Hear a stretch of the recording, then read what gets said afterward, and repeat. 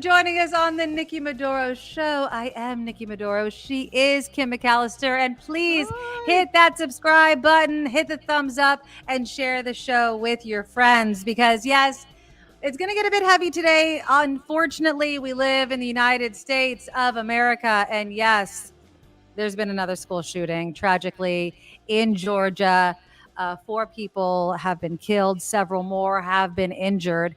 There's going to be a press conference, the latest news, of course, and I've seen it in the comments. The father of Colton Gray, has been charged and arrested.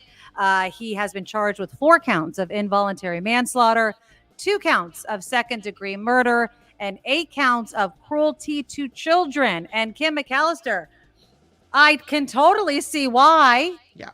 Because how about, my friend, we stop giving children guns as gifts? Did he give him a gun as a gift? He gave him a gun as a holiday gift. Merry Christmas. Here's a gun. Okay, here's the problem with this. Okay. This kid, a year ago or so, apparently, allegedly, had been making threats. The FBI tracks him down. They talk to his parents and they say, hey, there's nothing really we can arrest you for, but we hear some rumblings that he's talking about school shootings. He's involved in this conversation and we're not going to arrest him, but we want to make sure you're aware of all this, right? Type of thing. This means to me, as a parent, you have ample time to say, my kid's talking about a school shooting. First of all, first stop, psychiatry office. So we're going to get you some help. Yes. If not, the second stop, because the first stop might be all my guns, because I guess this guy is a hunter type of person. All my guns in the safe with a lock, or get rid of them. Hold on, we have to have a cocktail because this is going to make us drink. Mazel tov. Okay. I apologize for interrupting. Go ahead. No. So my point is, how is that drink? Is it good? It is very good. It's my Maduro mule. It's always good. Okay, go ahead. My point is, this family had a year or so to figure it the F out. And they did nothing. And as you say, gave a gift of a weapon to a kid that shouldn't be having a weapon. I mean, I don't care how much of a gun enthusiast you are.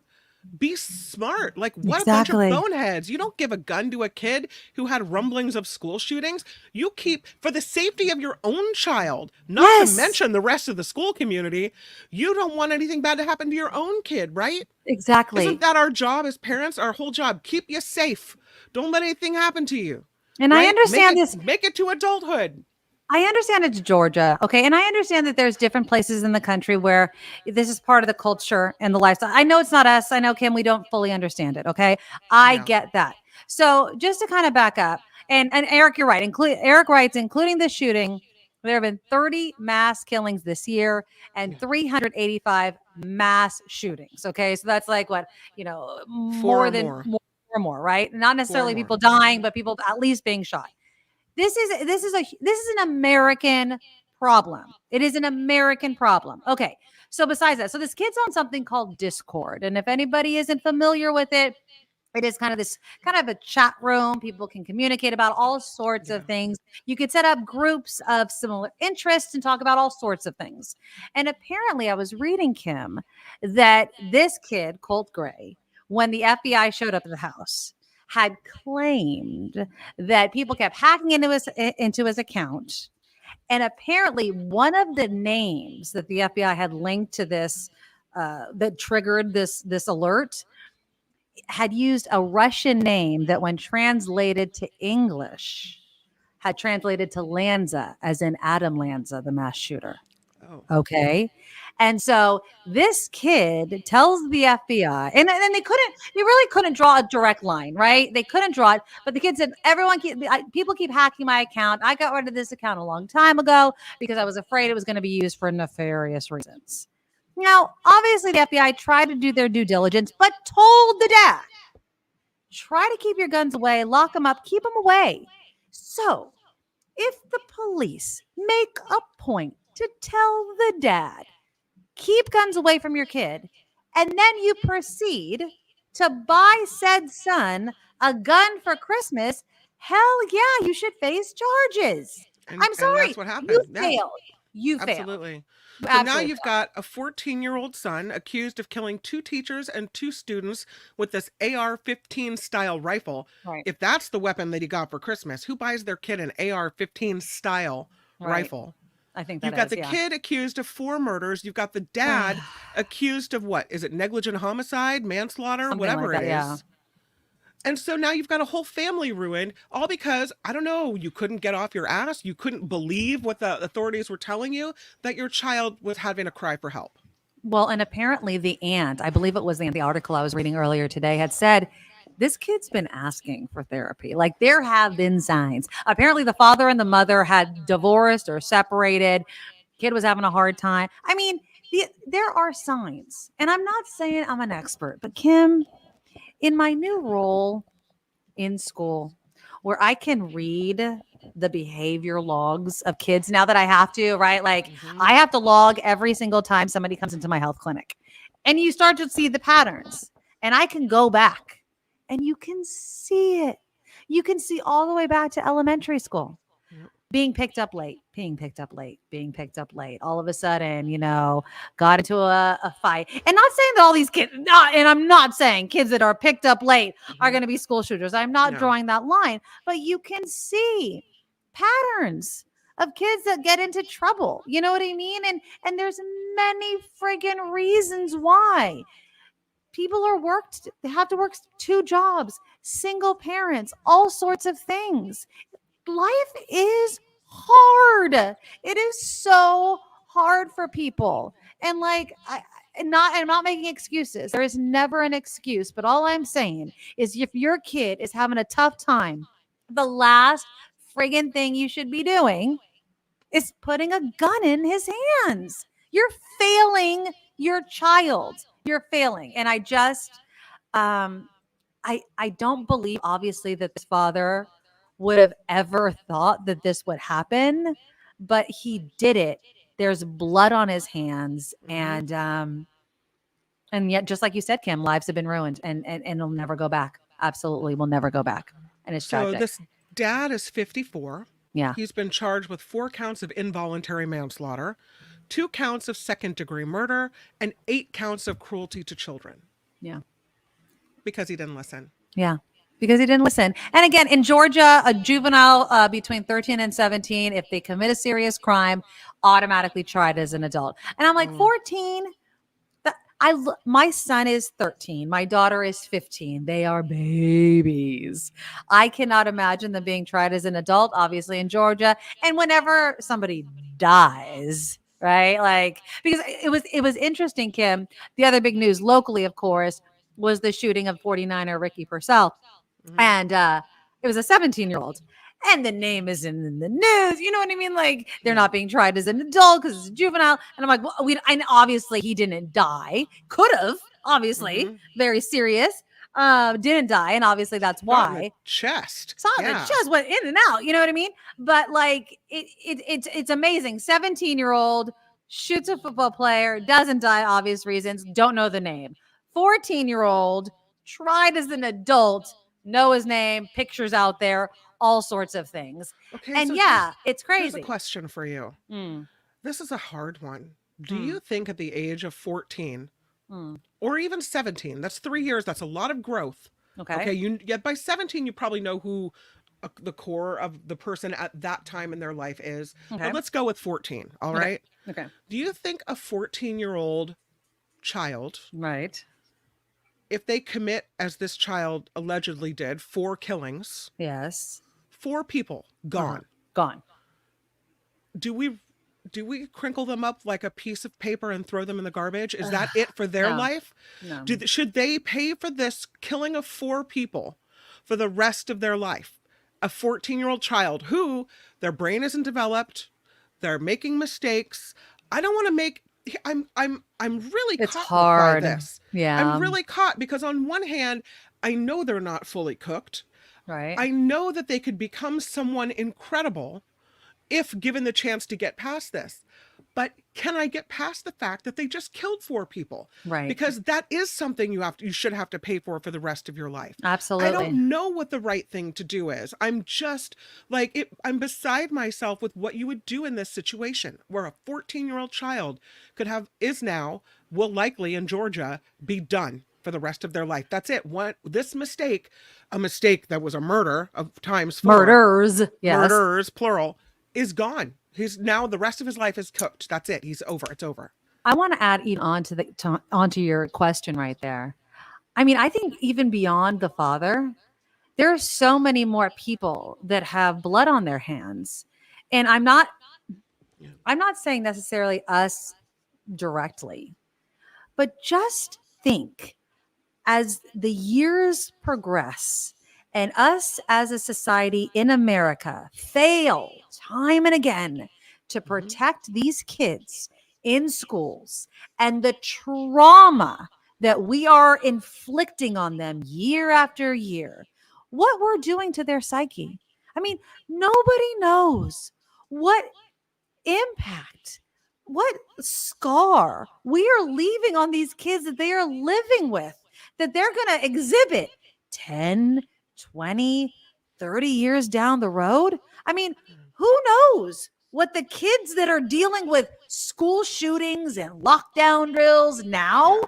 Yeah. are going to be like when they're adults.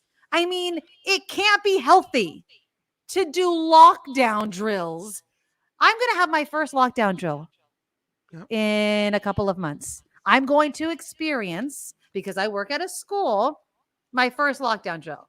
And while there is a part of me that is taking the kind of news aspect approach, just because I'm like kind of fascinated of what that's actually like, it's insane Yep. that this is what children do.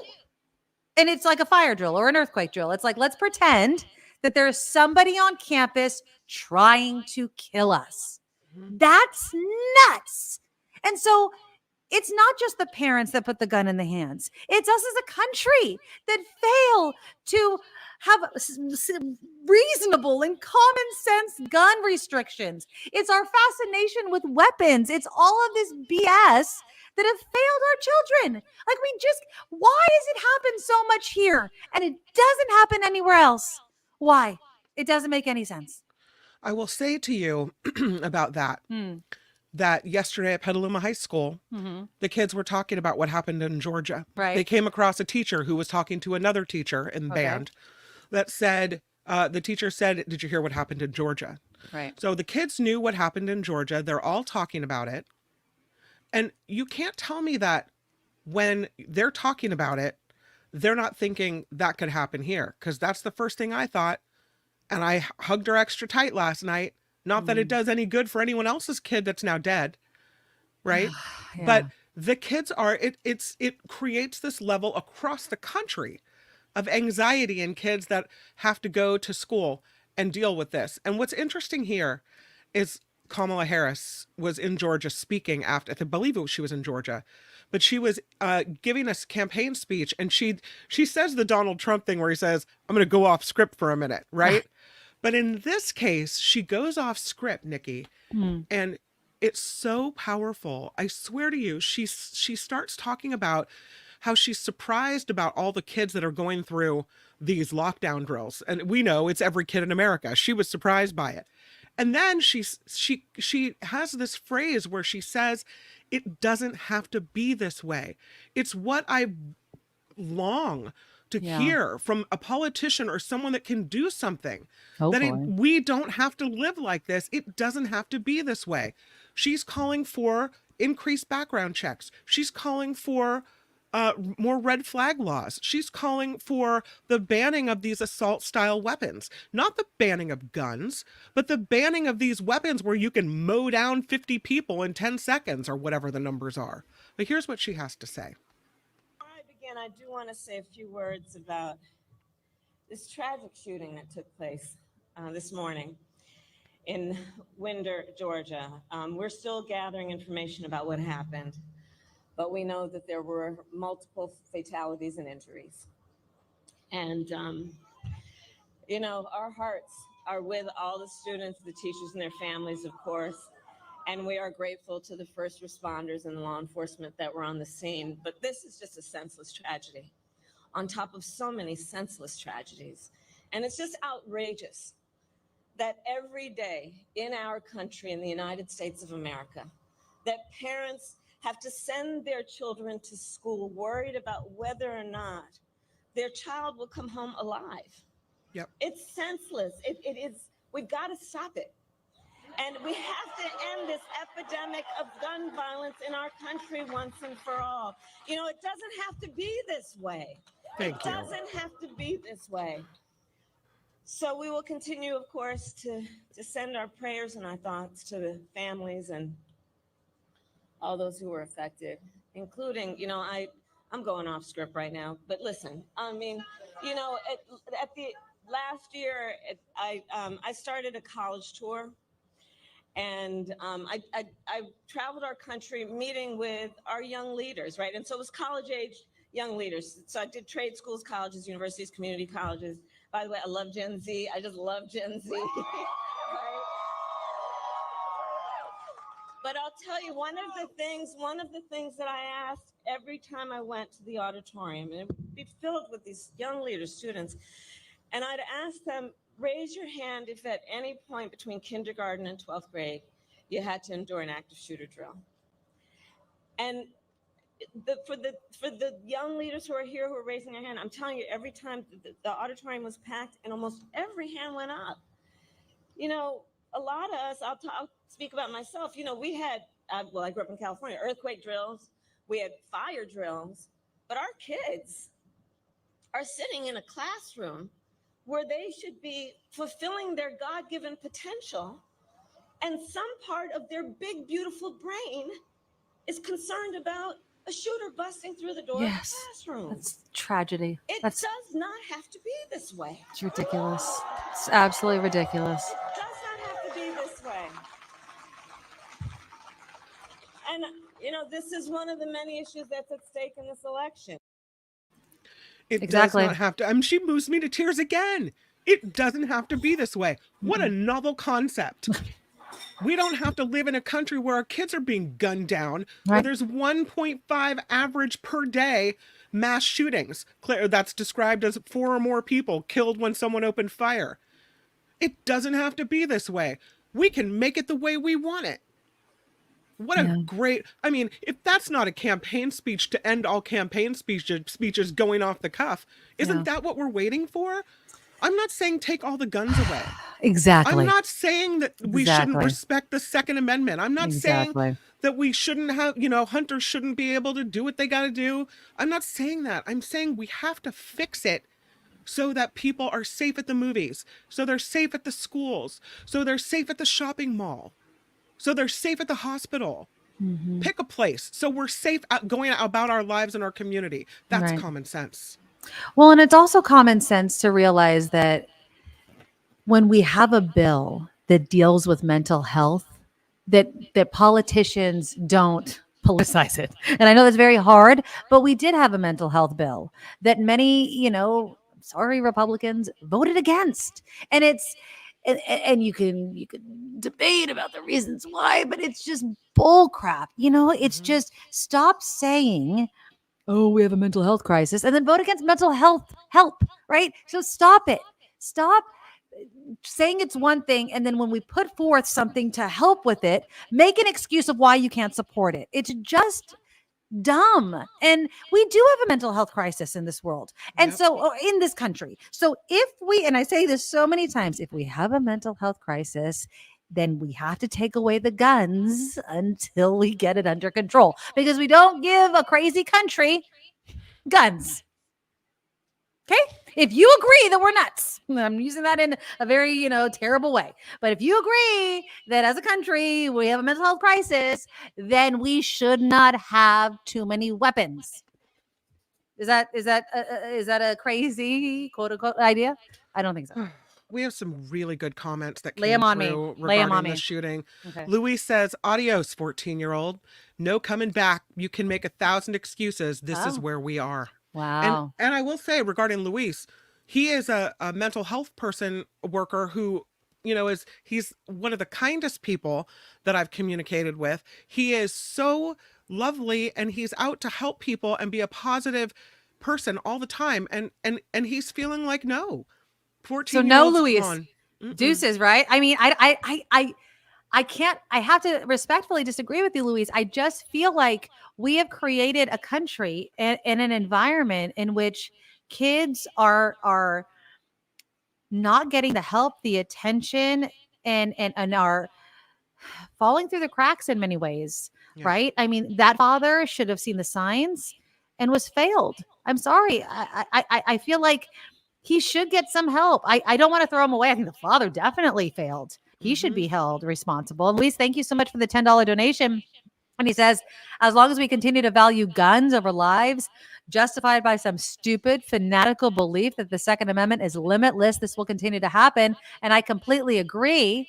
And before we go on, I wanted to thank Jim also for the $5 donation that came in at the beginning of the show. Finally made it. And thank you, Jim, for being here at the beginning of the show as well. I mean, Kim, I don't believe in throwing people away. I don't believe that we are pieces of furniture or anything like that we just dismiss. I do believe, though, that once you become a full-fledged adult, a parent, there is a responsibility. And I think that father should be held to account. And if there's anybody I want to say adios to, it's the father. Like, you failed. Yep. The 14-year-old was failed. And I think that we need to help him. Eric says we need red flag laws. And Eric also says people can't blame the FBI on this one. They did the job to the fullest extent allowed by the non-existent laws in this case. That's what we have to fix. Exactly. Absolutely. Luis also writing, it's Georgia, no background checks, no nothing. Everybody gets a gun. And Kim has an interesting comment. She says, keep holding the parents accountable. Maybe the changes will be made by doing that. Yeah, I agree. I don't know. I mean, I completely agree. If they're children, if they're under 18, hold the parents accountable. Michelle says she's right. These mass shootings never had to happen. To hear her say that is so refreshing. She refers to Kamala Harris in this one. And Mama has this is kind of a dramatic take on this. Mama says maybe people with minors living with them shouldn't be allowed to own guns. Ooh. Interesting question. Ooh, let's open that up to people. Do you think if you have children in the house, some people will say, if I do have kids, I want a gun in the house. I want to be able to protect my family. Right. You're a police officer. You have kids in your house. But, usually if you're a police officer, although there have been stories. How many? How many? Where a cop leaves the thing on the bureau and the kid walks in and shoots himself or some other kid. So many times. So many times. Oh, it's so tragic. I have friends, best friends, that are ranchers. This is a very agricultural community here in Petaluma. And there's dairy farms and there's cattle ranches and there's chicken farms and there's all kinds of ag up here. And when you're on a ranch, usually you have a weapon because you need one, I guess, on the ranch. Right. And so it's a culture that kids grow up in. They know how to shoot from the time they're little. They will buy their children weapons to have out on the ranch. They do skeet shooting. They do all kinds of shooting. But this is different, I think, than just buying a regular kid who doesn't live out on the ranch a gun. I right? mean, exactly. Jordan Klepper from The Daily Show, he goes always to those rallies. So he was doing this thing about AR style weapons, and he was always asking people like, what do you need it for? Right. And most of the answers were for hog hunting.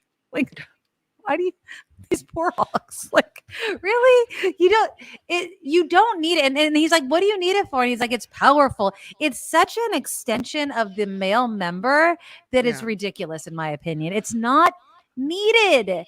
Okay, say you're on the ranch and you're out by the pond, and say pack of wild wolves, a coyote, a bear approaches you, or whatever. You want to be able to protect yourself. Get a shotgun. I think that would be enough to me. That seems okay. You say you're involved in the skeet shooting style sport. I still think the parents have to take extraordinary measures to lock up those weapons, to be responsible about it, to only allow the child to possibly touch the weapon when said sport is being engaged in, and then right after it gets locked up and you don't know the code, the kid doesn't know the code. Like, you have to be, if you want to live this lifestyle, take precautions as well. Yeah, Eric makes a good point, though. There are women with children who feel they need a gun to protect themselves from an abusive ex. That's Yep, a very good point, Eric. Yeah, totally. that's an excellent point. Um, The problem with that is we know that the children likelihood that the gun will be turned used against on you is them, extra high. So hmm you think you have a gun for protection. and it's used You really against know you. what you're doing with it. You're sure Yeah, no one's going to take it away from you, yeah, it's unfortunate. right? Um, Mm-hmm. I do, I really do believe that we could make a law for parents that say if you have a gun and it is used by your child, whatever charges against the child go to you as well. I mean, that's it. Yeah, It doesn't matter if you have a gun and your child uses it for any commission of any crime, you will face these same charges. yeah. That's it. That's it. I mean, there has to be. And I'm sorry, it's very distracting. Do you hear that echo? I'm sorry to just. Do you hear the echo, Kim, I at don't hear all? the echo. Is it Okay, me? it's It might be driving me my nuts. fault. I I'll don't know. turn myself down. Okay, it's coming. I don't know. I heard it before. I'm sorry if everyone's hearing it. I don't know if I'm hearing it. I don't know. Is that better? Sorry. I don't know. It's me. Oh Oh, yeah, that's a might little be bit me. better. I don't That's a know. little bit Okay. better. Okay, thank you. Yeah. But yeah, I just feel like if we held, just like Kim was saying earlier, Yeah. if we held the parents to the same punishment, then parents wouldn't want to. The parents be like, I don't want to face Yeah. the same. I would hope. I would hope. I definitely think we need to do that. I do. So here's the question. You know, they say it's impossible to amend the Constitution. Like the earth needs to be moved in order for this to be successful. I would argue the earth has been moved. How many children do we need to lose? How much fear do we need to have in order for us to finally amend the Constitution? I get there are gun people out there, but most gun people that are proponents of having weapons are in favor of common sense gun laws. Right. So we need to change the laws that make sense so that we can have guns in a way that won't hurt so many people. We need to change Right. things a bit. Yeah. And I think we're at this tipping point. If we weren't years ago, we should have been after Sandy Hook, that it's now it's intolerable at this point, and Americans should be ready to vote for this to make this happen. We're Yeah. done. We're just done. I don't know if we're done though. I don't know if that. I always feel like Kim, again, our bubble. I feel like we're in this bubble. I feel like we're done. Like Yeah. common sense people on the West Coast. Although gun owners are on the West Coast, I'm not saying that. I just feel like there's so much of this America. I feel like there's the coasts, and then there's this big chunk of America that we just don't understand. We don't often relate to, that votes in a way that doesn't jive with what you're saying, right? Like you're going to take my gun from my cold dead hands, even though they're Well, Georgia is seeing mass shootings and middle America is seeing these mass shootings. They don't like that, but they don't want to see too much gun laws. Does that make sense? You understand what I'm yeah. saying? Like, Well, given the fact that half the country is polling for Trump, maybe it is more of an uphill battle. But right. I have to believe that if we can't collectively take care of the future, if we can't collectively take care of our kids who are the future of this country, then what the hell are we doing? Well, yeah, Kim, absolutely. You're the best thing that you've ever said, but obviously, I mean, that is literally the most obvious thing, but we have been failing. I mean, Columbine, yes, but what I've said it before and I've said it again. Once Sandy Hook happened and we didn't do anything. I mean, not anything. I know things were done, but not enough. Once that happened, no. I mean, what was it? And guys, correct me if I'm wrong. But wasn't it Australia that got rid of every single AR style 15 weapon once they had their mass shooting? I think it was Australia. Like they had this like big thing where like everybody turned it in. I want to say it was Australia. I could be I wrong. think you're right. No, I think you're right. And because everybody agreed, this is a horrific tragedy. We never want to do it again. America never did that. That should have happened after Sandy Hook. These were, I mean, not every life matters, but these were babies. These were first graders. I mean, I can't even talk about Sandy Hook without crying. I mean, I can't either. And they always have those commercials. oh of my God. People like Oh God, I get It's just as weepy as if it unfathomable. happened. Yeah, it's almost like a 9/11 for me. I don't even want to equate it, but it almost is. Like I remember where I was in my kitchen when I was found in out the- about Sandy Hook, and I was in the KGO newsroom and I had to report on it. I could not talk, and No, I couldn't could either. not talking. We had a report on that. Yeah. And so we didn't do anything. So every time someone's like, well, no, we didn't do anything about Sandy Hook. So don't talk to me about, we'll get to it. No. We didn't do anything about that. So I don't have faith.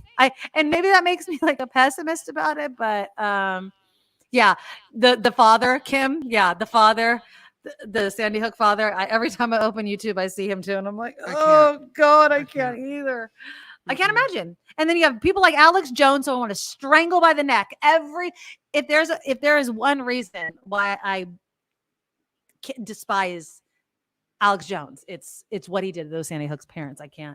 He has a special place in hell, Alex Jones, for what he did. So yeah, I'm looking at this website after you mentioned Australia. I just kind of wanted to refresh, and it says it's factcheck.org, and it says that people are asking, did gun control in Australia lead to more murders there last year? Okay. And that this was a question from 2009, and they said the answer at the time was no, and today that's still the case. Here's what they say. The most recent government report on crime trends in Australia say homicide in Australia has declined over the last 25 years. The current homicide incidence rate is the lowest on record in the past 25 years. No guns. They still find ways to kill each other, but it's much less common. I think it's not as easy. I think it's you can totally say that I'm wrong. I think it's knives. Just like you said, they still find ways to hurt each other. Sure. But because people are crazy. But it's a different way. And again, I am not promoting hurting anybody, but guns are, for lack of a better word, easier. It's easier. It's quicker. That's the problem with AR style weapons. It's fast to spray. That's the problem with the, bump stocks and all those sorts of things that make guns shoot out fast bullets, right? Like, these are the things we're talking about. You don't need to do it. Like, stop. Common sense, stop. And I hate people saying that we need it. We don't need it.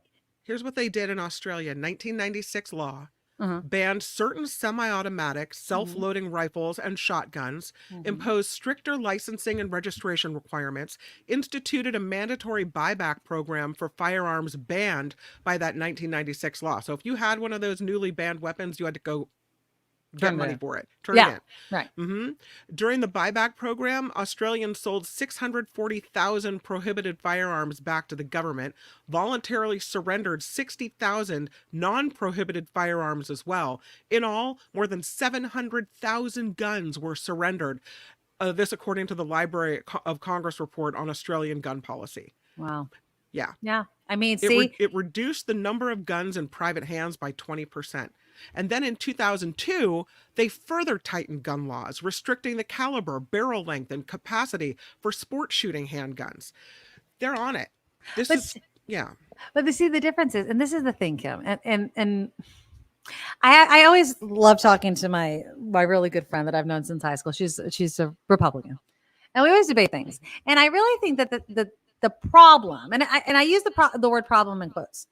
The problem, I think, with Americans, and I hesitate to say this, it's that I think that we take our constitutional rights as if they come from God, right?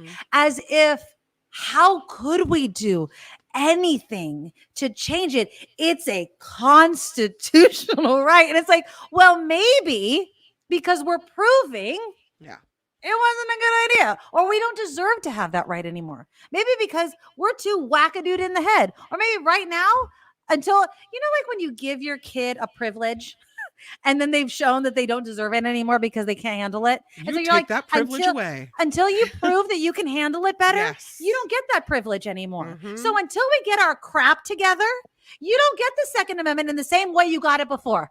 Until you get your mental health in order, until you get all of this other stuff in order, you don't get it in the same way you got it before. How about that, America? Right? Like, that's what I'm talking about. Stop. Heather says it's probably the spiders and the wombats that are killing the Yeah, Australians. Australia's scary to me, Heather. I swear, I feel like if I stepped off the plane, some gigantic spider that's as big as me is just gonna like come up and hug me. I swear to God, it's crazy. Sandy, with this idea, wouldn't it be great if President Biden would use his presidential immunity, his newly Yes, conferred apparently. presidential immunity, to repeal the Second Amendment or at least pass some common sense gun laws? Yeah, something. I don't know. I mean, the Constitution's the Constitution. We just have to change it. Yeah, We have to amend it. I think that's the only way out of this, and we all know that we need it. we just need more common sense. That's the thing. We just need more common sense back in Congress. That's all. And I really do think it starts with this next election, right? I think that, and again, I really do hope. Everybody obviously is hoping that Kamala Harris and all this momentum is going to continue to build. And you showed her there speaking in Georgia, and what we have like less than 2 months, right? Less than 2 months until the next. It seems like so far yet so close, right? It's like you're running a race and you're like, can we just get there already so that it could be over and done with, and like we could just put it in our back window and just done. And then at the same time, it's like so much can happen between then and now. But okay, so I've been waiting and refreshing. Apparently, the press conference with Georgia hasn't happened yet. I mean, obviously, the big news is, of course, the father is facing charges. I don't want to but I do want to kind of turn the page. We have other things to talk about, of course. The latest that I'm seeing on CNN, 9 people wounded in the shooting are all expected to make a full recovery, which is awesome. Unfortunately, 4 people have died. I did want to talk a little bit about politics, and then I want to talk about some other things as well. But let's move on to Trump and his announcement, which again, this kind of ties into kind of moving things on and getting through people's head. And again, common sense, right? Like, how do we get through the mental illness of politics, right? The cult of personality that Donald Trump is, what he's done over the past several years to people regarding the election misinformation. So that friend that I was talking to you about, that's a Republican, we've been having an interesting conversation through Instagram messaging, which is really funny. We were talking about where you get news and how you get news and blah, blah, blah, blah.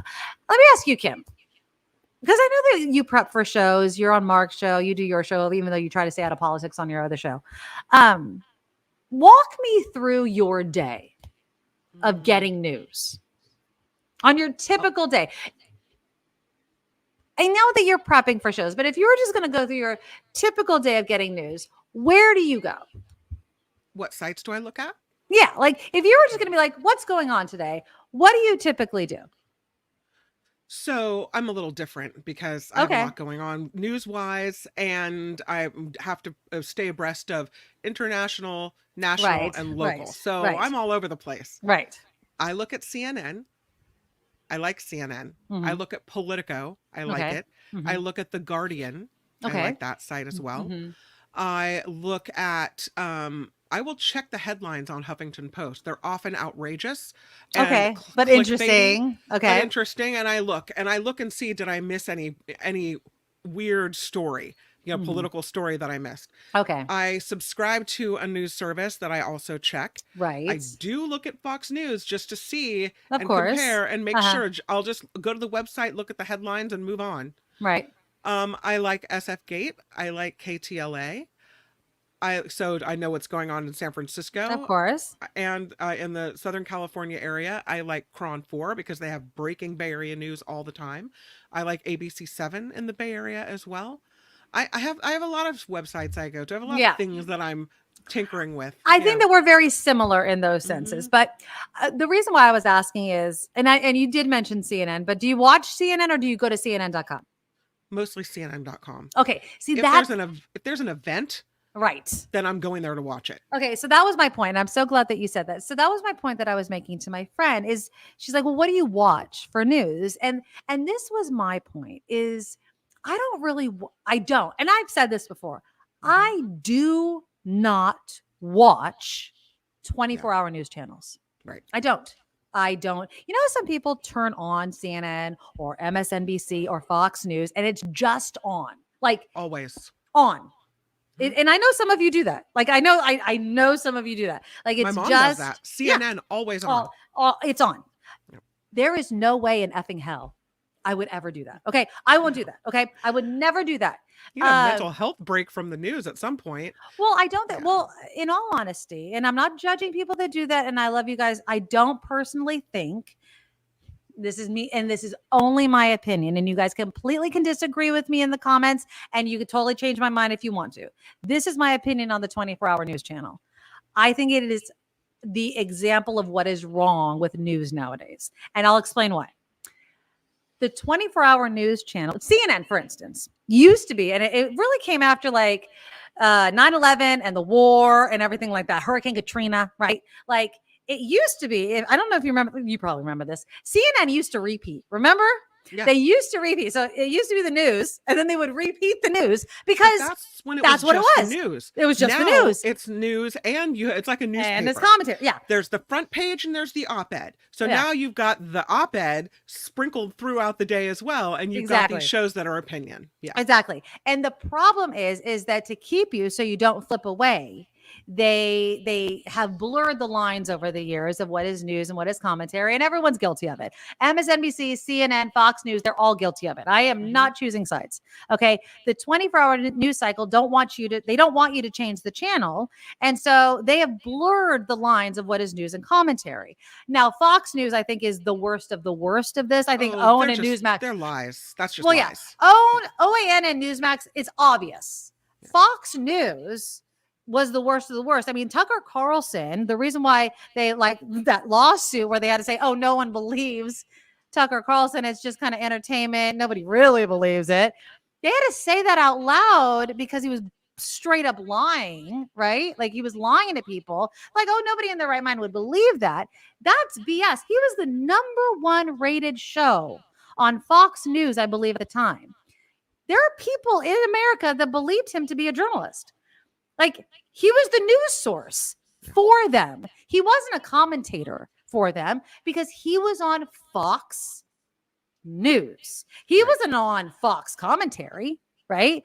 Like CNN is CNN, like news. Like it's not like that's the problem with, in my opinion, of all these 24-hour news channels is there is not a distinctive line, even in their programs, of when they're doing news and when they're doing commentary. And I will even say radio has done the same exact thing. My show, all of it, it's they've blurred the lines to keep you hooked, right? So this is what I do. And I've really pulled back, obviously, since doing the show. I go local. I go local and I go YouTube and I go podcast and I go in depth. Like I want to listen to the entire interview. The only time I listen to CNN or I'll do like Dateline or 60 Minutes or PBS or those like in-depth things on the topic that they're really going in depth. Those are the ones that I want.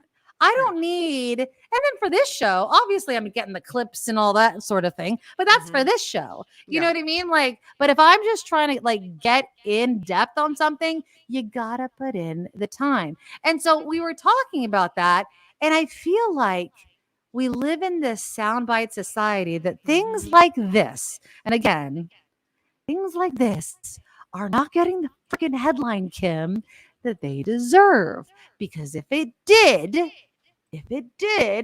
it should be plastered on every friggin' news channel that there is. So here is Donald Trump admitting that he lost the election. When I left, this is a very famous chart now because this chart probably saved my life.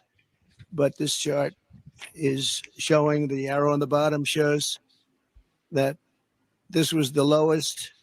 This was the last week in office for me because of a horrible, horrible election where I got many millions more votes than I got the first time. But it didn't quite make it, just a little bit short.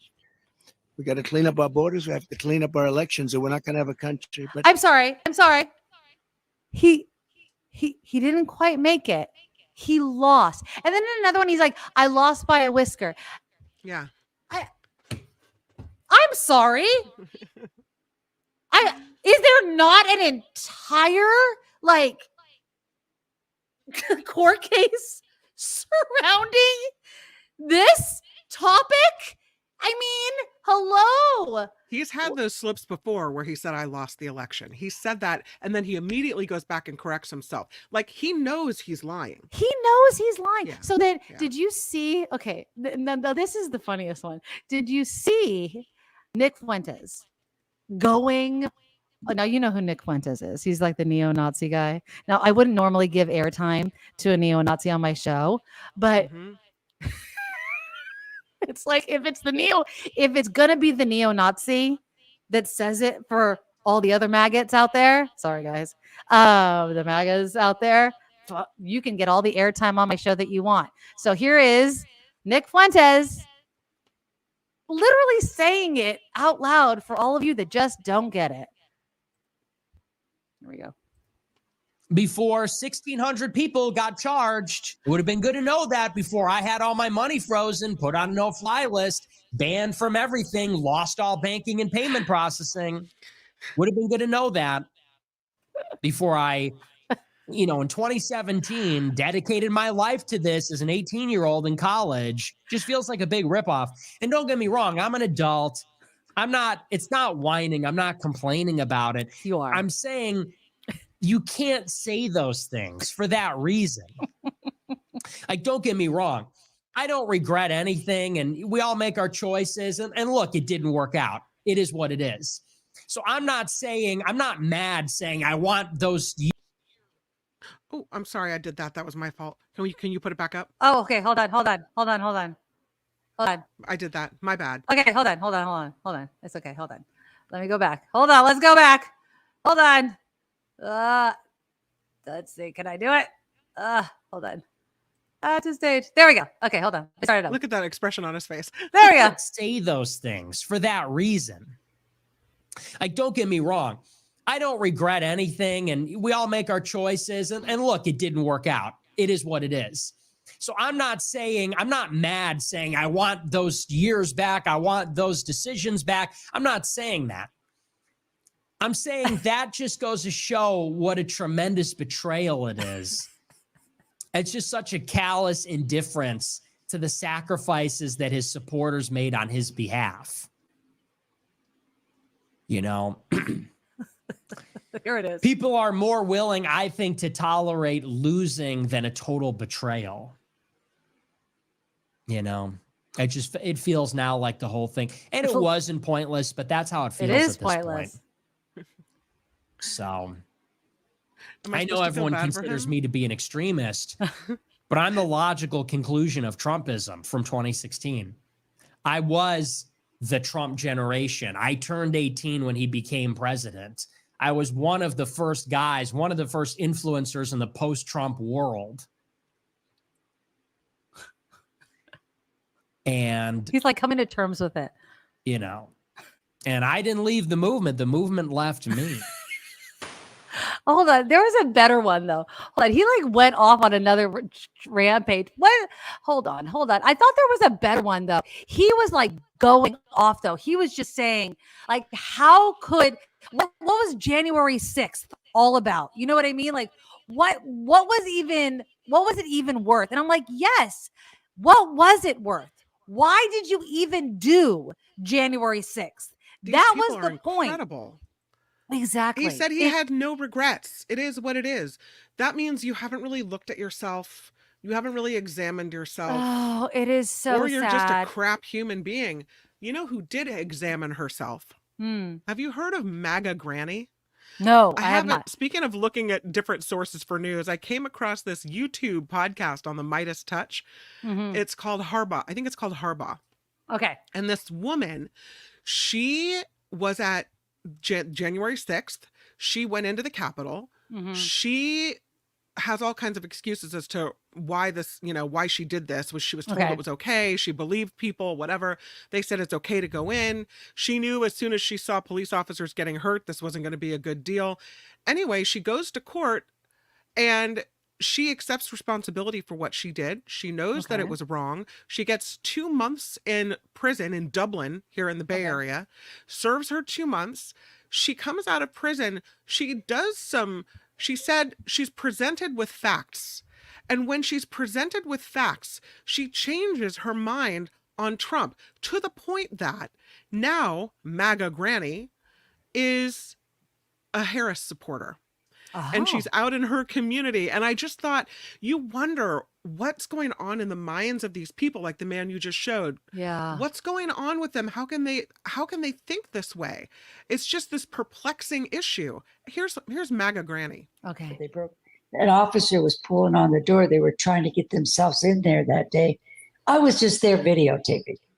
I wasn't involved in it. I never got. She's talking about your actions on January 6th. Are there other J6ers who have reached out to you and said, No. I want to find, no. I wish. I keep hoping. I keep hoping. No, they like being a martyr and collecting a lot of money. Ah, Being Talk a to me victim. about the money. How does that work?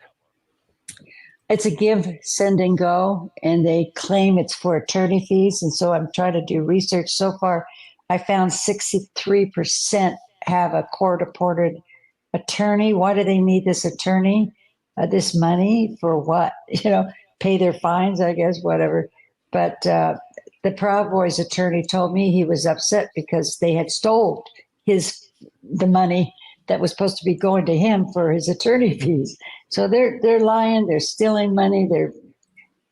I'm glad that some of the judges have been taking it for their fines, but it's all a scam. It's all a scam. Why is it important that someone like you flies the flag, so to speak, in a place like Boise, Idaho, stands on a sidewalk with a Harris for President sign? You know what? Before you answer the question, I want to roll the clip because I find it adorable and inspiring, and I'm going to stitch a few together here because you had a few visitors. Here we go. Pam, why does it matter in a place like Idaho, which is probably going to vote for Trump in November, to still be out there and say you're proud to be on the side of right and good and the side of history when we end up looking back on this era decades from now? I feel like I have this desperation because when you realize that Trump is a cult leader, he's a very dangerous man.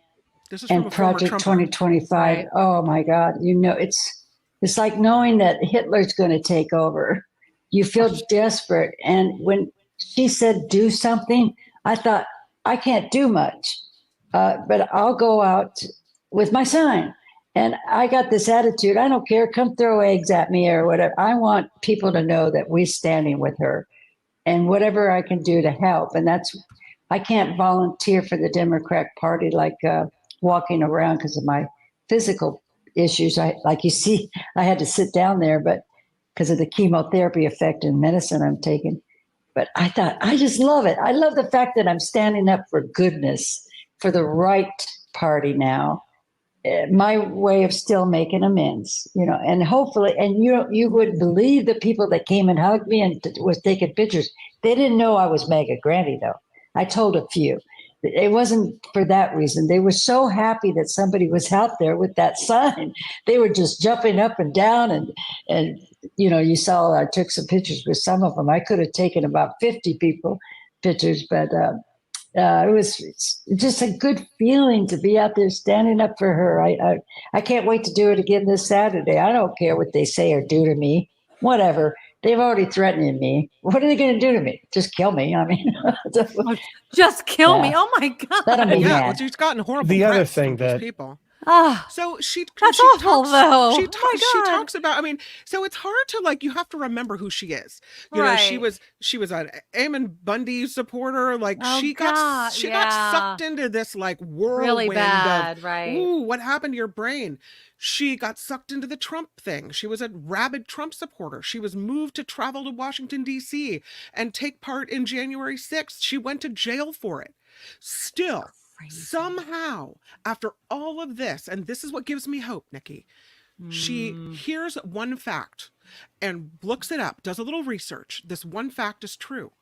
This one fact makes her question another fact and another fact and another fact. If I could have found that part, I would have played it for you. But that's when she realizes they're lying to her. Right. That's when she realizes all the stuff she's hearing on Fox News. Lies, lies, lies. this is when she realizes she's on the wrong side of this whole thing. Right. And so she does some research. She talks in this interview about all the things that MAGA people will say for certain reasons to get you to think certain things, and all of that, how all of this is not true. And if she can come to these terms, it gives me hope that some other people may be able to do so as well, and that maybe someday this country can get back to, as you said last week, debating about taxes instead of Right. all Like this back other to stuff. policy. Right. Back to Mhm. policy. And, Mhm. okay. I get what you're saying. And I do have hope with you too. Because I like to be an optimist along with you. I mean, sometimes I'm a pessimist, and that's just Mhm. usually when I'm in a bad mood. But like there are certain over the past several years, especially when the QAnon and all that kind of crap. Remember, and when you were talking, I had to look it up again. It was Dallas. Remember when the QAnoners were waiting for JFK Jr. to reappear on the lawn in Dallas, and they were No. all out there? When was it? Okay, so I Did looked they up really do that? they did it. What? I'm trying to look up the article again. So you guys remember they were all out there. This was in November of 2021. QAnon believers gathered in downtown Dallas on November 2nd of 2021 and believed that John F. Kennedy Jr., who died, remember, in 1999, would return. And they stood out there in the rain and the cold and kept thinking that he was going to return. And then I'll never forget it. There were news crews out there, and they're like, he's not showing up. And then they kept making excuses. Like this is the problem. And this was also kind of one of the reasons. And this was also during, how social media can make you believe things like you think that this is true because you're seeing it on social media, and then you show up at a place and all these other people are there and you're like, oh, it must really be true. And it's like, no, crackpot, stop believing everything you're reading online. Yes, Calvin, I know, but you guys remember this, right? Like it was insane. And this is what I'm talking about. This is what, when people say, and I mentioned this last week, when people say you have Trump derangement syndrome, no, Yeah. it's us looking at you Trumpers and being like, we're pitying you. We're flabbergasted. It has nothing to do with Trump. It's us looking at you. It's do you remember that story? You don't remember that story? More than 1,000 people traveled from across the It United was States to Dallas insane. It because was of this insane. QAnon influencer who promised Yes. followers that he would reappear JFK at Dealey Plaza. It was insane. And then 7 months later, they went back and did it again because they're cray-cray. It's insane. And they would just believe it. But that was because they'd see it online, and then other people would show up and they would think, oh, well, all these other people are there, so it must be true. And that's the problem with social media and using social media as a news source, which it's not. Yeah, dude, it's crazy. That's what Wow. I'm saying. Like, and so when you talk about like MAGA granny or whomever, and her looking up one thing, those QAnon people, when they stood in the rain and he didn't show up, I'm like, dude, look around. There's some people, when presented with the facts, are still as boneheaded as they were the day before. Yes. I remember looking at that on television and being like, people are insane. Calvin said, like Linus is still waiting for the Great Pumpkin this Halloween. It's been a long wait. Nuts, man. It is nuts. But again, exactly. Like can you imagine sitting there and being like, I'm going to Dallas because JFK Jr. is supposed to be reincarnated from the effing dead? And how do you sit across from dad or mom or uncle or cousin and being like, yeah, that sounds like a great sane idea. Like, and I'm sorry, this is what Trump brought us. Like, no, and social media and all that. I mean, Trump is a product of all these sorts of things. He's not the cause.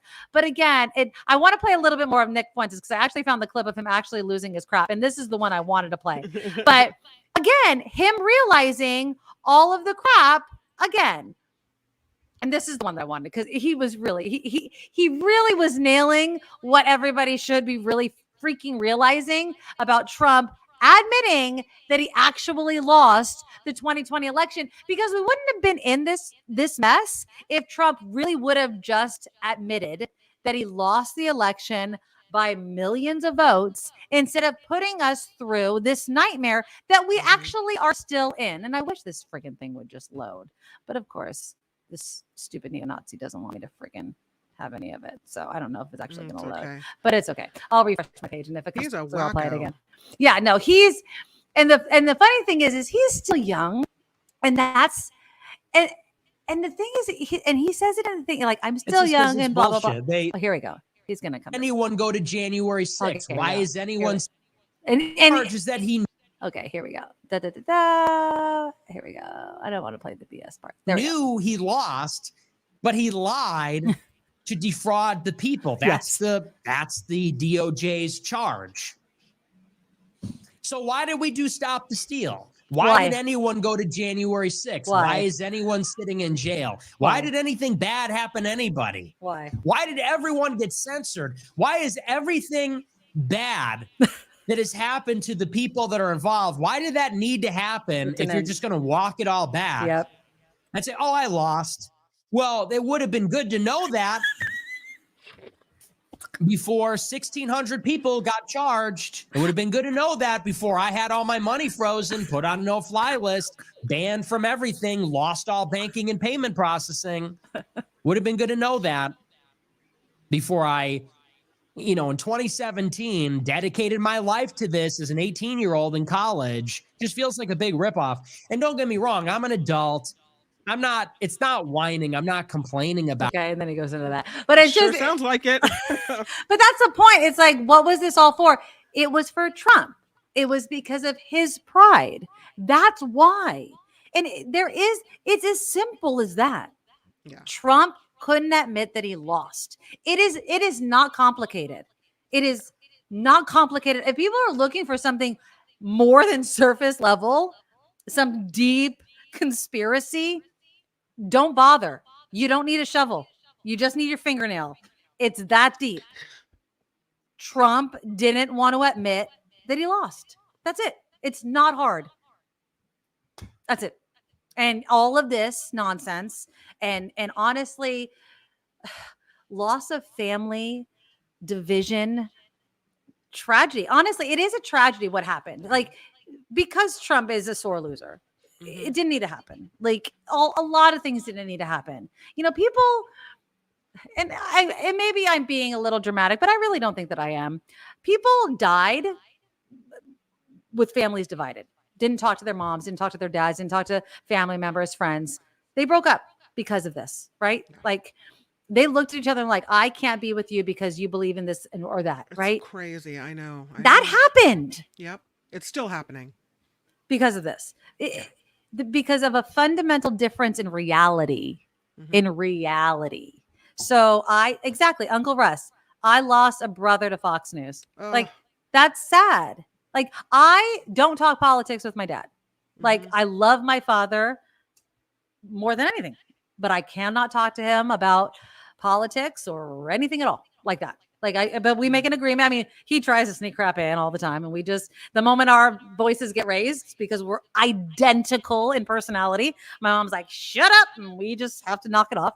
But we can't. It's just, we can't have deep conversations about anything like that. And it's unfortunate because I'd love to talk to him about policy and things like that. You know what I mean? Who's that handsome gentleman behind you? That's Jacob lurking in the background. How was karate? It was good. He looks like looks like a man behind you. I honestly thought, hi, Yes, Jacob. karate was good. I thought just he was wanted to say hi David to for a you second. guys. I'm He can say hi. serious. I know. I could not tell. I could not tell for a second. This is the best mother in the world. Okay. Thank you. Okay, go do your reading. Go do your homework. Love you. No, but he was like standing there and I couldn't see his head. And I was like, He's so really tall. He's very oh tall. my God. Thank you, Deidre. I was like, is that, I didn't want to say, I was like, No, it's who my is that 10 man it's my behind you? 10-year-old Who is that son man behind you? who now waffles between a men's medium and a men's large. His Oh feet are my bigger than his 15-year-old God. sisters. I He's just going to be a really know. big man. Yeah, he's very tall. Oh, do you get Yeah. weepy like thinking about dancing with him at his wedding? Because I get always weepy about that. Oh, I know but he's 10. He's in fifth grade. Fifth grade. I And know. he's huge. I think he's like the tallest, or if not the second tallest in his class. He looks like he's in junior high. Yeah. This And is he's fifth grade. this is Yeah. Jacob, my awesome ukulele singer player. Yeah. Yes. But we don't want to age the song, but that's him. That's yeah, him. we talked about it last week. Do we like the piano version or the ukulele? We're gonna keep him version? young. We're gonna We're keep gonna him the keep him baby. young. We're gonna keep him the baby. How tall is he now? Oh God. Oh, I don't know how tall he is. How At tall are least you? 5'8". You're So 5'8". He's probably 5'7", 5'6". Oh, Mm-hmm. I know Dylan. I'm a shorty, and Dylan's almost as tall as me. So Yeah. but we're short. I'm breeding short people to deal with all the tall people in this world. So I used to be almost 5'9". I was like technically 5'8" and 3/4, but now Mhm. I'm shrinking, and I think I'm down to 5'9", 5'8" now. gravity's a bitch. You I know what I know. mean? Gravity's a bitch. Speaking of Jacob, though, Uh-huh. at his back to school night. Oh last week- yes. Okay, so we're turning the page on politics. Goodbye politics. Okay, yeah. Let's Unless talk do you about have anything No. else political to F Trump. Let's go. Let's go. Let's talk about better things. So, at the back to school night, Mm-hmm. there's 2 fifth grade teachers, Yes. and everyone's in the same room. Both teachers Okay. are in front of the class, Okay. and to kick this whole thing off, Uh-huh. one of the teachers, not my sons, but the other one, says, "Just want to let you guys know, Mm-hmm. if your child doesn't know their multiplication tables In 5th grade. in 5th grade, Okay. because that was last year's, you know, You need to know curriculum. by 4th. Yeah, yeah. If you don't know your multiplication tables, we can't help you." You're asked out or what? I mean, it doesn't apply to Mr. he knows Man over his. here. He knows his. Okay. But there are a lot of kids who I've heard their parents say they're still struggling with it. yeah. Okay. Get It a tutor. happens. If I was in that class, I would have been the kid still struggling with it, right? Right. But Okay. the teacher says you're going to have to take care of this on your own time. You're going to have to get a tutor. You're going to have to sit at the kitchen table and pound it in, whatever it is.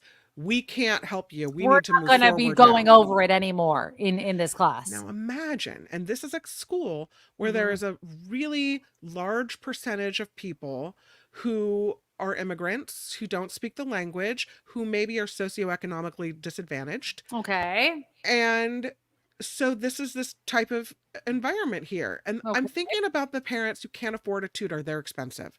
I'm thinking about the people who maybe they're working 2 jobs and they don't have time, or maybe they don't have the knowledge to sit at the kitchen table and help their child with multiplication. Okay. And so what the school is saying is, you're SOL. If your kid doesn't know multiplication, then I guess they're just going to have to sit in this classroom while everything goes whipping over their head and no one is going to meet them where they are because we don't have time. Well, wasn't it the school that should have last year maybe either held that kid back or developed a special class for the kids that needed to be caught up? Okay, let's ask the Rather than comments. just say that you're in 5th grade and now if you don't know it by now, then everything else taught from 5th grade on up is going to go over your head because you're not going to be able to. It's all built like building blocks, one on top of another. It is. And math is definitely that. Okay, let's ask the comments. Let's So ask the you're comments. screwed. These kids are screwed. And the, Should the a kid- teachers, no. Should a kid be held back if they don't know their multiplication? Now, what is this? To 10, to 12? What is it? This is 5th graders. No. Grade Is 5. it the multiplications up to 12, to 10, Yeah, mhm. to Yeah. 12? Okay. Okay. So would you hold a kid? And this is the question I'm going to ask. Would you hold a 4th grader back if they didn't know their multiplications? I guess fluently. I don't know what the word would be. Mhm. 1 through 12. Okay. Or would you expect that their parents would be able to tutor them at home or get them an outside tutor? Or would you expect the 5th grade teacher to fill in the gaps? Now, I'll give you my honest answer. I have struggled in math. I have often. I've often struggled in math. Multiplication did not come easy to me. I will also say this. I love kidding. Common Core. I'm bringing out I have flashcards Yeah. we've used. I mean, yes. I actually like Common Core that my kids used because Mhm. it makes sense to me to learn different ways of getting to 10. Okay. Mhm. I know people hate it, but it makes sense to me why there's different ways of Yeah. learning how to get Maybe it made sense to you, but not all the time it made sense to me. Okay. So as my kids went through elementary school, it did make sense to me. Okay. Multiplication never came easy to me. It came easy to my dad. I just don't, it comes easy to my son. It doesn't necessarily come easy to my daughter. My daughter's been in tutoring. It's expensive. But I will say this, making flashcards like you just showed me, Kim, you can make those with, a thing of, index cards. You can do that at home. I really don't think there is a financial roadblock for parents for their kids. What if you have one job at Burger King and one job at the gas station? And so you've got But two leave jobs. it to the kids. So sit there. You have to practice every night. The kid should be able to do it. True. But I mean, I don't know. I just feel like there's somehow that's in some families, this isn't going to happen. And so then you have a kid that is just going to be passed by.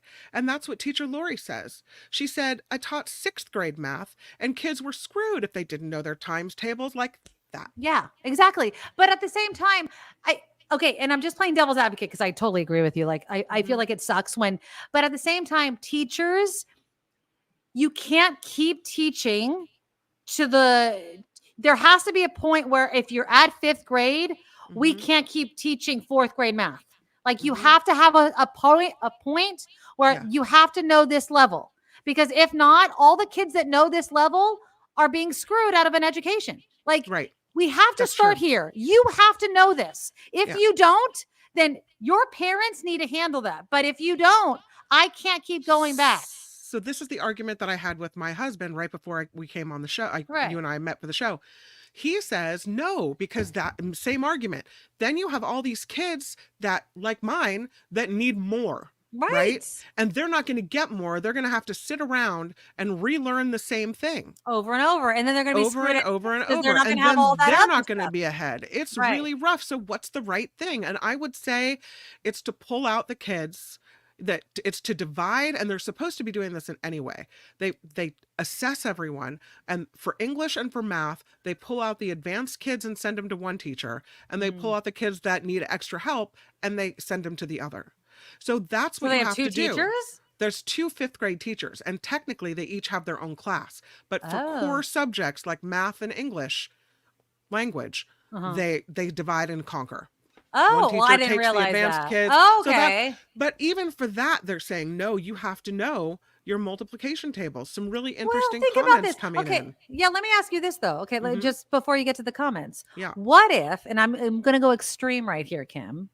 What if there's 2 teachers, and what if you wanted to pull out the people that were advanced and the people that wanted to do multiplication, and then you find the multiplication people, they don't even know how to add and subtract? Well, that's even worse. Okay, then what do you do? But now we don't even have a bar for that. I mean, how far do we go? Well, you can't leave a kid behind. It's no child left behind, George Bush. That's what I'm saying. You know what I mean? Like, even if you have to take the kids that need, what do they call it? Remedial help or whatever. Right. And send them to a special area, or maybe offer some after school tutoring to them with the school. Yeah. You have to, otherwise you're just sealing their fate. Yeah, you are. And I agree with you on that aspect. I feel like public schools, like, you don't want to hold kids back because of the social impact of it. Like, it is traumatizing to hold kids back. Like, if you're going to hold a kid back, you do it in kindergarten or 1st grade. Like, that's when you hold a kid back. You don't do it in the later grades, because it's just it is awful for a kid. I really do think Brian, they don't hold kids back anymore because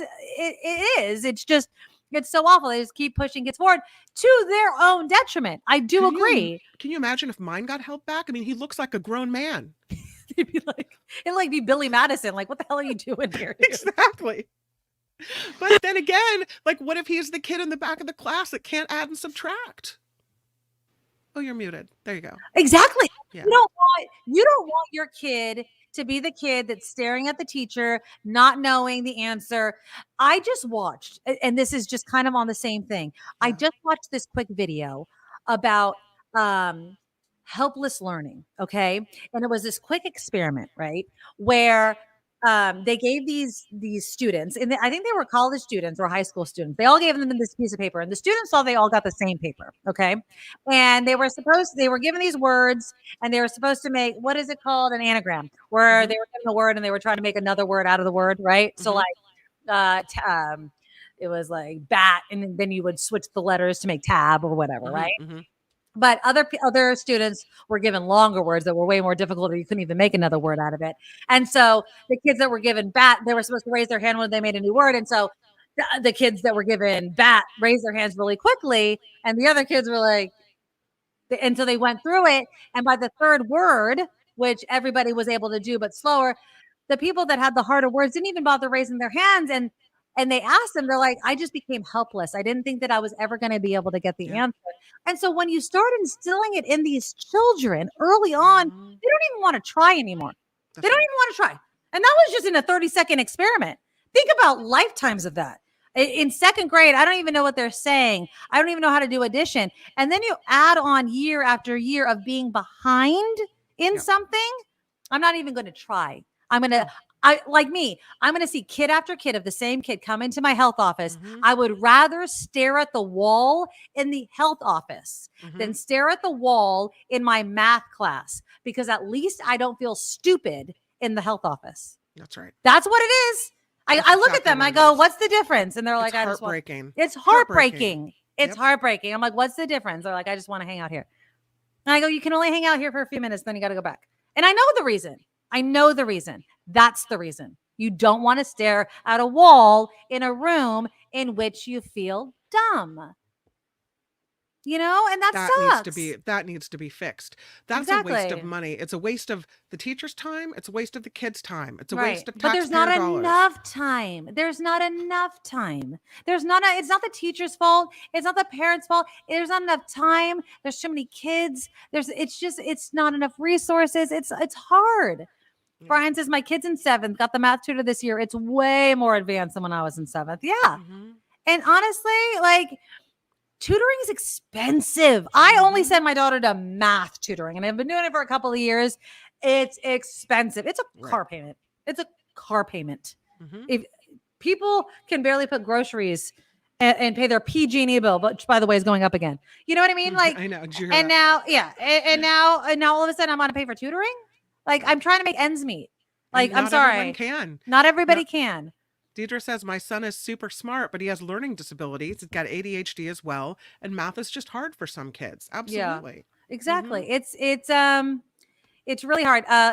Teacher Lori says, let them use charts when teaching stuff. They need multiplication for, and give the extra 10-minute times tables homework. Yeah, I get that. I used to have, Lori, one of those multiplication tables on the back of my door in my bedroom.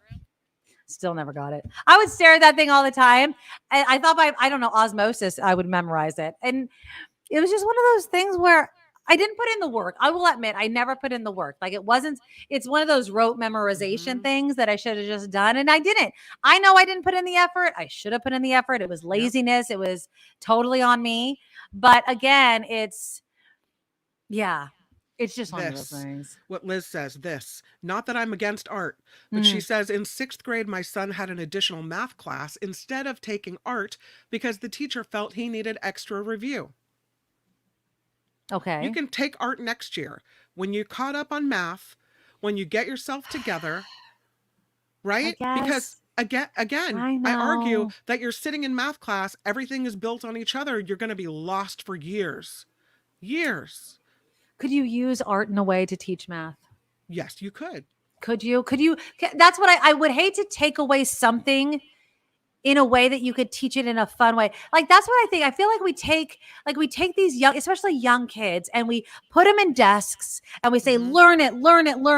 And then we take away the fun thing. And we see and they watch their friends go to art class or go to PE or go to something fun. And we go, and they go, I don't want to learn it this way, or I can't learn it this way. And then we find other ways, like, can we break up the clay into quarters and halves? And can we learn it this way? And if we take 2 halves and we multiply, you know what I mean? Like, can we do it in a way? And I know it's thinking outside the box and it may be a little extra work and a little more time, but can we do it this way? But it takes caring and time and exhaustion and teachers that want to do it a different way. And it's hard. I get it. And again, teachers should be paid like football players, and they're not. And it sucks, you know? Ricky says, sorry, he agrees with my husband. It's up to the parents to prepare and I provide agree, additional though. tutorials. Yeah. No, You can't just pass off kids to teachers and expect them to do everything. You know what I mean? And I do agree with your husband. Like, there has to be a level. We can't say, like, you can't shove a fifth grader into a fifth grade class and be like, he doesn't know his addition and subtraction. Start there. Right. You can't. Like, no, you have to know certain things. And if you don't know it, then you have to teach your child before they come into my class, or get them a tutor, or do it at home. If they don't know it, I can't do that because I have 22 other kids right. that I have to think about as well. And that's how we have to do it. And I know that breaks my heart. You know what I mean? But you're the parent and you should be the number one advocate for your kid and make your kid the priority. And unfortunately in school, like, all the kids are the priority. If I'm expecting the school to meet my child where he is, which would be probably above grade level, needing extra. Right. And if he doesn't get that, he's going to be bored and what a waste of his time. Right. Then I also expect it for the other end of the spectrum, to meet all kids where they are, to have different lessons and different ditto sheets or different books or different whatever to help people get up to par. And I know it's not as easy as just preparing the same lesson and that's it. Right. But it's important enough that I think it's, warranted. I mean, I hear what you're saying, but I think that it's a pipe dream, right? It's an idea that would require funding and time and funding and honestly, and a value of teaching that in this country, while we have a lot of lip service for, we don't put the dollars towards. You know what I mean? Like, we just don't. And people badmouth public education and funnel tens of thousands of dollars towards private education, which I'm not knocking, especially as someone who went to private school because that was a decision my parents made because they wanted their child to go to a religious school, which I'm not knocking. I'm thankful for my religious private education. I'm not knocking it, but it's a decision. And so it's not a public school. And so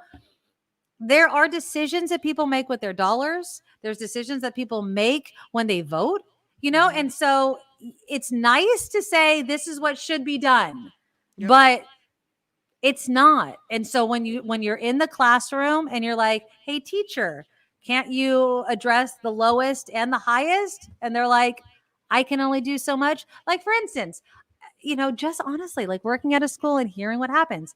Like, I don't know what it is in every school, but for instance, at my school, the teachers get $150. That's it. Supplies. You want $150? $150. Teachers too?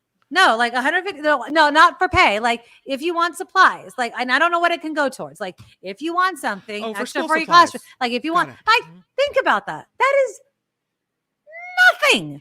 I mean, they obviously, like, we give them pencils and everything like that. But like, if you want something extra, like, besides what we give you, like, that's how much you have. And it's nothing. And that's usually provided by the PTA. Right. I don't know where it comes from because I don't have the budget. But like, there's not a lot of money there. It's not a lot of money.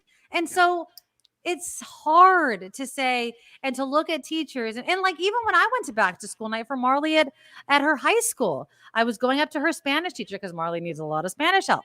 She's doing well, but I was like, and I go up to her, I'm like, tutoring. And this teacher literally stopped me and she's like, we can't tutor. And I knew what she was saying. She's like, we're not tutoring. And I knew what she was saying. She's like, don't ask. I'm not doing it. And I was like, and she wasn't saying it in so many words, but I got it. She's like, I'm not saying after class. I'm not doing these things. I'm doing my job and I'm leaving. And I think it's great that teachers are making boundaries for themselves because they have to. They have to because they're not being respected. She spent her own money for supplies. She brought all of her papers home to grade and kept even after she was done for the day and stayed late to set up the class and get the lesson plan for the next day. Well, they still do would that. Then come home and grade papers all night long. Well, I'm it's sure not they a still do that. 7-hour day. I'm No, sure they do, but They yeah. do, but there has to be boundaries Mhm. because they're not getting paid and they're getting burnt out. And the thing is, if they don't set boundaries, all these young teachers are going to quit in 5 years. And all Yeah. these older teachers that have, stuck it out, they're going to retire. And Mhm. our kids are going to have, not knocking substitutes because we need them, but they're just going to have this turnover. They're not going to build these relationships with, I have a teacher. She's a PE teacher, and I think she does other classes. She's been there for 40 years. Yeah. I mean, that's awesome. She just had somebody come in the other day that, the kid of the kid kind of thing. That's what you want to see. You're not going to see that if these teachers burn out. So Mhm. they need more money. It's a thankless job. And Yeah. it's a rewarding job, but it's a thankless effing job. So yeah, set boundaries, freaking disconnect, and it's crazy. Donna says funding for that kind of targeted teaching much to our detriment. And who suffers? First the kids, then society, as generations of inequality drag us all down. Here, Donna. Absolutely. Yeah, exactly. That's why it's so important. And so I'm sitting in the back to school night thinking, what about those kids? Mhm. Probably the parents that needed that to hear that aren't even at back to school night. Oh, right? yeah. They're out there working that second job. What happens to those kids? Yeah. Yeah. I mean, it's crazy. And Deidre says that's the reason why I left teaching. Now I have a bookkeeping and accounting business. Teaching is like the hardest job. It's crazy. I have such respect for teachers. You guys know that. And now that I can get to see it kind of up close, it's nuts. Yep.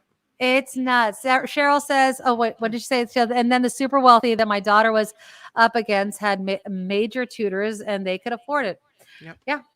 The SAT, PSATs, and then you have the Richie Riches that just pay to get their kids in college, right? Yeah, they don't have to take the test. Yeah. They didn't have to take the test at all. Oh. All right, guys. Well, thank you guys so much for being here. What a great show. Thank you guys so Yeah. much for being here. Make sure that you have subscribed. Share the show with your friends. We always appreciate you guys being here.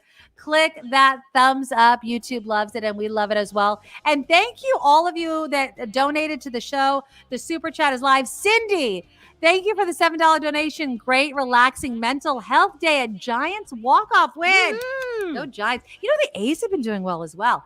Now back to the real world. Annoying right-wing polls. Always enjoy your conversations. Thank you, Cindy, for being here. Thank you. Luis, Yeah. thank you so much for the $10 donation. Jim, loving that you made it here as well. Thank you so much for the $5 donation as well. Yeah. You guys can join our Patreon and become an official Madorable. Just go to thenickymadoroshow.com. Click the Patreon link and please support the show. We really do appreciate it. If you like PayPal, just go to paypal.com, hit the send button, and donate to the Nikki Maduro Show at gmail.com. And then if you like barbecuing, then who doesn't? Support our sponsor, Auntie Tabby's Island Flavors. Go to auntie-tabbies.com. And if you use the coupon code NIKKIM, NIKKIM, you'll get 10% off your order. And it's this delicious guava barbecue sauce. It's good on wings. It's good on vegetables. It's so freaking good. So grab it. It's from Jamaica. And also, not only does a portion go to the show, it also supports a skate park in Jamaica to help the kids out there. So it's definitely a twofer and absolutely love it. So Auntie Tabby's Jamaican barbecue sauce. Absolutely love it. Thank you to Auntie Tabby's for supporting the show as well. All right. I finished my drink. So that's the end of the show. We appreciate you guys being here. And check out this not so tiny guy anymore. I just got handed the jogathon form. It's that time again. Oh, God. Fundraiser time. I'm done with fundraising. I swear to God. All right. Love you guys. See you next week. Bye-bye.